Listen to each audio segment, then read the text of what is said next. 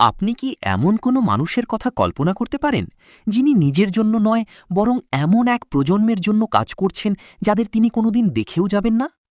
বাগদাদের প্রতাপশালী বাদশাহ হারুনুর রশিদ একদিন রাস্তার ধারে এক বৃদ্ধকে দেখে থমকে দাঁড়ালেন।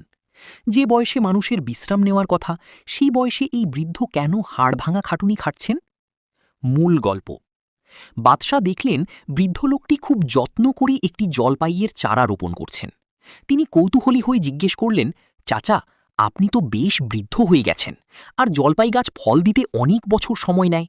আপনি কি আশা করেন যে এই গাছের ফল আপনি খেয়ে যেতে পারবেন? বৃদ্ধ লোকটি হাড় ভাঙা খাটুনির মাঝেও একটু থামলেন এবং হাসি মুখে উত্তর দিলেন, জাহাপনা, আমাদের পূর্বপুরুষরা গাছ লাগিয়েছিলেন যার ফল আমরা খেয়ে বড় হয়েছি। আজ আমরা গাছ লাগাচ্ছি যাতে আমাদের পরবর্তী প্রজন্ম সেই ফল খেয়ে বেঁচে থাকতে পারে। উপসংহার ও শিক্ষা: বৃদ্ধের এই নিঃস্বার্থ উত্তর শুনে বাদশাহ অত্যন্ত খুশি হলেন এবং তাকে পুরস্কৃত করলেন। ইসলাম আমাদের এই শিক্ষাই দেয়: এক, নিজের লাভের বাইরে গিয়ে অন্যের কথা ভাবা শ্রেষ্ঠ ইবাদত। দুই, গাছ লাগানো বা পরোপকার করা একটি সদকায়ে জারিয়া, যার সওয়াব মৃত্যুর পরেও পাওয়া যায়।